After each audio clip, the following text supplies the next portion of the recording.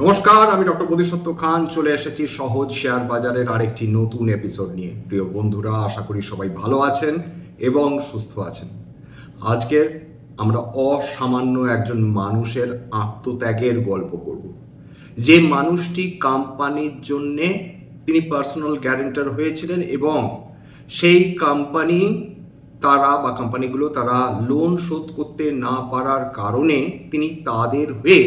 তিনি ব্যক্তিগতভাবে লোন শোধ করে দিচ্ছেন। এবং কত টাকা লোন নিয়েছিল সেই কোম্পানিগুলো? 22,000 কোটি টাকা। এবং তিনি তার ব্যক্তিগত উদ্যোগে কত টাকা ফেরত দিচ্ছেন? 6.5 কোটি টাকা।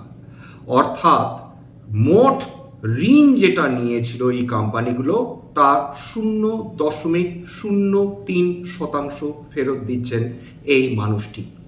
এবং ঠিক এই কারণেই সারা দেশ আজকে ধন্য ধন্য করছে এই মানুষটিকে। এই মানুষটি আর কেউ নয়, অত্যন্ত স্বনামধন্য এবং বিখ্যাত মানুষ শ্রী সুভাষচন্দ্র। তিনি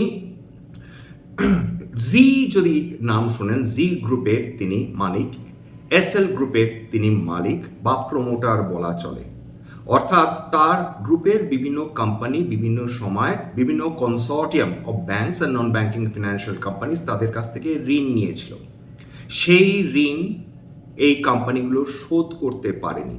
ফলে যারা পাওনাদার তারা সরাসরি এনসিএলটির কাছে চলে যায়। এনসিএলটি মানে কি?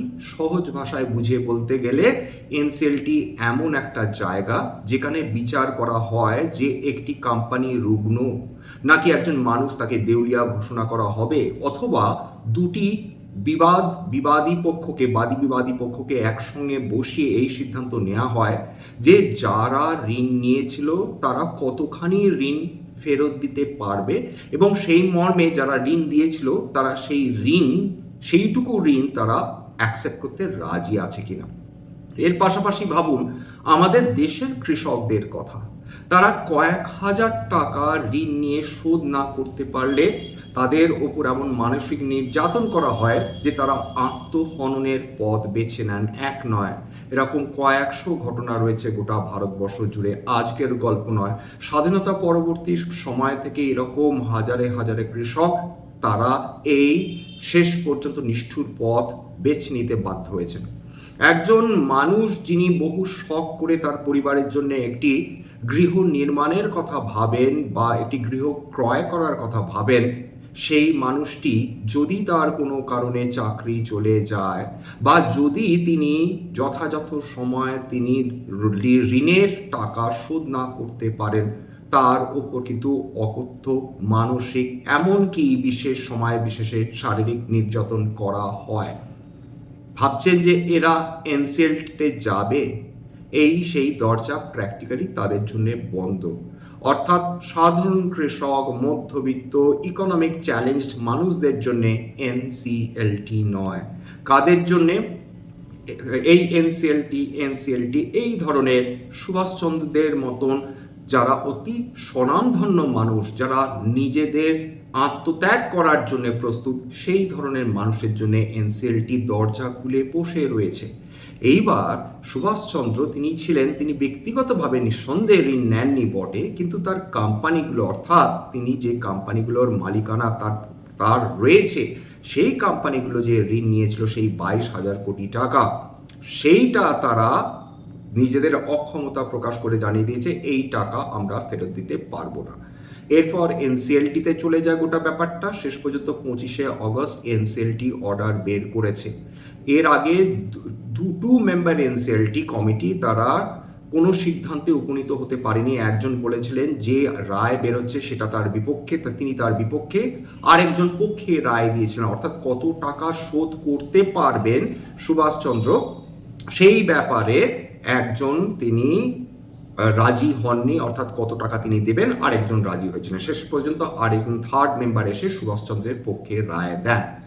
এইবার গল্পটা হচ্ছে যে এই যে 22,000 কোটি টাকার গল্পটা, এর মধ্যে মাত্র 6.5 কোটি টাকা শ্রী সুভাষচন্দ্রকে মেটাতে হবে। কারণ শ্রী সুভাষচন্দ্র তিনি যেটা দেখিয়েছেন যে তার ব্যক্তিগত সম্পদ 39 কোটি টাকার কাছাকাছি, অথচ সেটা তিনি ষোলোতে পার্লামেন্টে নিজের তথ্য প্রকাশের সময় তিনি এই তথ্য দিয়েছিলেন যে তার ব্যক্তিগত সম্পদ 39 কোটি টাকা। অথচ 2017-তে যখন ব্যাংকগুলো তাকে ঋণ দিতে রাজি হয় বা তার কোম্পানিগুলোকে ঋণ দিতে রাজি হয়, তখন দেখানো হয়েছিল তার সম্পদের পরিমাণ 45,000 কোটি টাকা। আমার ব্যক্তিগত কথা নয়, মিডিয়াতে economic Times, Times of India, Indian এক্সপ্রেসের মতন অত্যন্ত বিখ্যাত কাগজগুলো, এমনকি মানি কন্ট্রোল অর্থাৎ মুকেশ আম্বানির নিজস্ব কোম্পানি, সেটা অবধি তারা আজকের এই তথ্যগুলো দিয়েছে বা প্রকাশিত করেছে। এইবার প্রশ্নটা হচ্ছে, যে মানুষের 39 কোটি টাকার সম্পদ রয়েছে, মাত্র 39 কোটি টাকার সম্পদ রয়েছে, তার কোম্পানিগুলোকে 45,000 কোটি টাকার সম্পদ রয়েছে, এটা কিভাবে দেখানো সম্ভব হলো? এই প্রশ্নগুলো সমস্ত সংবাদপত্র তথা সমস্ত কিন্তু সোশ্যাল মিডিয়া প্রশ্ন করছে। এরপর খেলাটা হচ্ছে, সম্প্রতিকালে একটা হাওয়া উঠেছে এবং সেটা হচ্ছে LIC housing finance, listed company, national stock exchange, Bombay stock এক্সচেঞ্জের দুটোই, এবং অত্যন্ত ভালো মানের কোম্পানি LICর, মানে প্যারেন্ট কোম্পানি যার LIC, তাদের প্রায় 1200 কোটি টাকার ক্ষতি হতে চলেছে, কারণ তারা প্রায় 39 লাখ টাকা মাত্র তারা ফেরত পাবে শ্রী সুভাষচন্দ্রের কাছ থেকে। বাকি টাকাটা মানে সোজা কথা হাওয়ায় ধোঁয়া হয়ে উড়ে গেল বলা যেতে পারে। তার মানে প্রশ্নটা হচ্ছে, LIC হাউসিং ফিন্যান্স কি সবচেয়ে বেশি ক্ষতিগ্রস্ত? গল্পটা এখানে শেষ নয়, গল্প শুনলে চমকে যাবেন। প্লিজ এই ভিডিওটা শেষ অবধি দেখার চেষ্টা করুন। প্রথম কথা, অবশ্যই LIC হাউসিং ফিন্যান্স ক্ষতিগ্রস্ত। অন্যতম গুরুত্বপূর্ণ লেন্ডার ইয়েস ব্যাংক 2015 থেকে 18 সময় তারা এসএল যে গ্রুপটা রয়েছে তার 10টা এন্টিটিকে অর্থাৎ 10টা কোম্পানিকে প্রায় 5,270 কোটি টাকা ঋণ দিয়েছিল। যদিও সুভাষচন্দ্র তিনি ক্লেম করেছেন যে প্রকৃত আউটস্ট্যান্ডিং আসলে 4,200 কোটি টাকা, অর্থাৎ সেখানেও তিনি প্রায় বলা যেতে পারে 1,000 কোটি টাকা কম তিনি নিয়েছেন বলে বা তার কোম্পানিগুলো নিয়েছেন বলে তিনি দাবি করছেন। এইবার মিউচুয়াল ফান্ড কারা ক্ষতিগ্রস্ত হয়েছে, অর্থাৎ মিউচুয়াল ফান্ডের কাজ হচ্ছে, মিউচুয়াল ফান্ড ম্যানেজার্স যারা, তারা তো বিভিন্ন ভালো মানের কোম্পানিগুলো দেখে শুনে বিনিয়োগ করেন। সেই জায়গাটা যে মিউচুয়াল ফান্ড বা ডেট ফান্ডসগুলো যারা এই এনটিটিতে অর্থাৎ এসএল গ্রুপের বিভিন্ন কোম্পানিতে বিনিয়োগ করেছিল, তার মধ্যে বড় বড় নাম রয়েছে।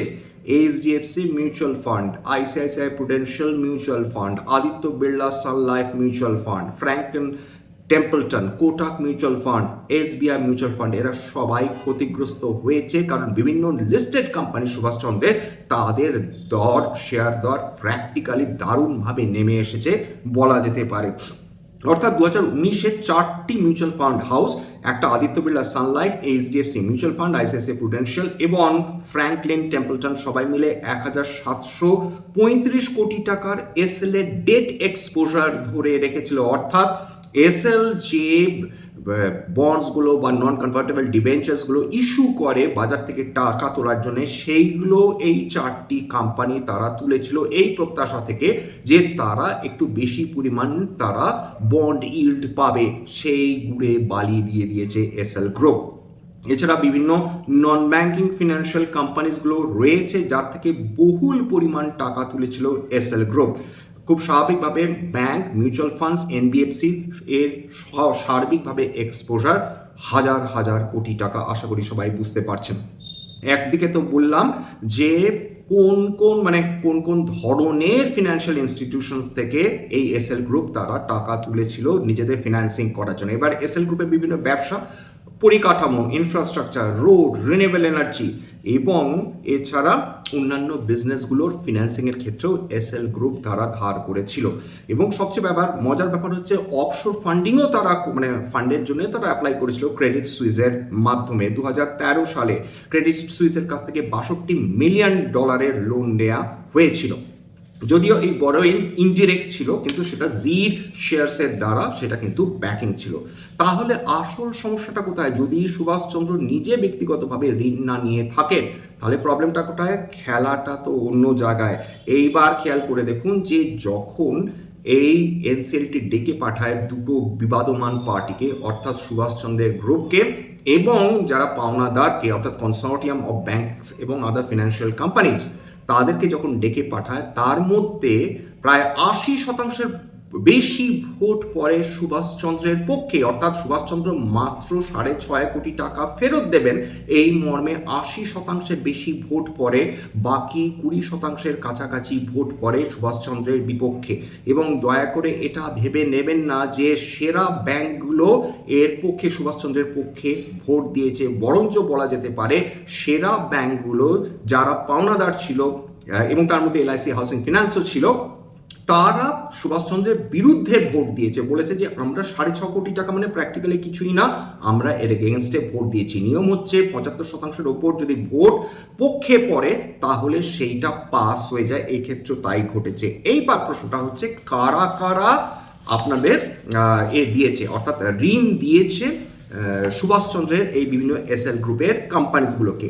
প্রথম কথা বলে নিই, যে যে কোম্পানিজগুলো বেশি পরিমাণ ঋণ দেয়নি, আবার বলছি, যে কোম্পানিজগুলো বেশি পরিমাণ ঋণ দেয়নি সুভাষচন্দ্রের এই বিভিন্ন কোম্পানিগুলো, তার মধ্যে এবং বিরুদ্ধে ভোট দিয়েছে সুভাষচন্দ্রের, অর্থাৎ আমরা 6.5 কোটি টাকা নেব না, তার মধ্যে এলআইসি হাউসিং ফিনান্স রয়েছে, যার ভোটিং শেয়ার 6% সবচেয়ে বেশি, অর্থাৎ যারা এগেনস্টে সুভাষচন্দ্রের এগেনস্টে ভোট দিয়েছে। IDFC trusteeship services 3.36%, HDFC bank 3.17%, এছাড়া Axis bank 3.5%, Canara bank 1.6%, union bank of India united কিংডমের 0.76% এবং আরবিএল ব্যাংক 0.5%। এরা বলছে আমরা কোনোভাবেই এটা অ্যাকসেপ্ট করব না, সুভাষচন্দ্র আমাদের এত কম পরিমাণ টাকা ফেরত দেবেন, অর্থাৎ মাত্র 18.4% ভোট সুভাষচন্দ্রের এগেনস্টে পড়েছিল।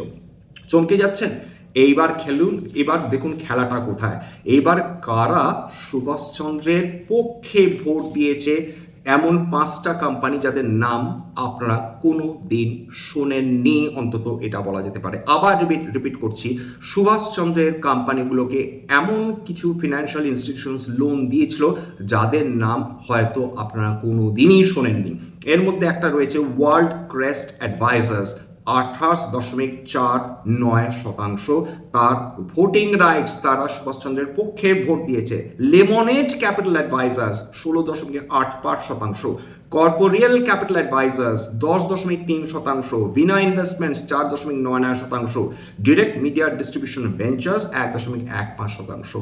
দাবি করে বলতে পারি এই কোম্পানিগুলোর নাম আপনারা কোনো দিন শোনেননি, যারা সুভাষচন্দ্রের পক্ষে ভোট দিয়ে বলেছে না না আমরা 6.5 কোটি টাকা আমাদের অ্যাকসেপ্ট করতে কোনো ক্ষতি নেই।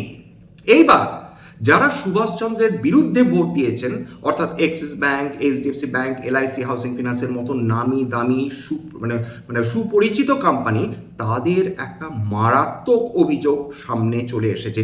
তারা অভিযোগ করছেন যে সুভাষচন্দ্রের সঙ্গে এই যে 5টি কোম্পানির নাম বললাম, অর্থাৎ world crest advisors, lemonade capital advisors, corporeal capital advisors, Vina investment এবং ডাইরেক্ট মিডিয়া ডিস্ট্রিবিউশন ভেঞ্চার্স, এদের সঙ্গে নাকি সুভাষচন্দ্রের একটা আত্মিক যোগাযোগ রয়েছে। আমার কথা নয়, এইটা তারা ক্লেম করছে, অর্থাৎ বড় বড় কোম্পানিগুলো।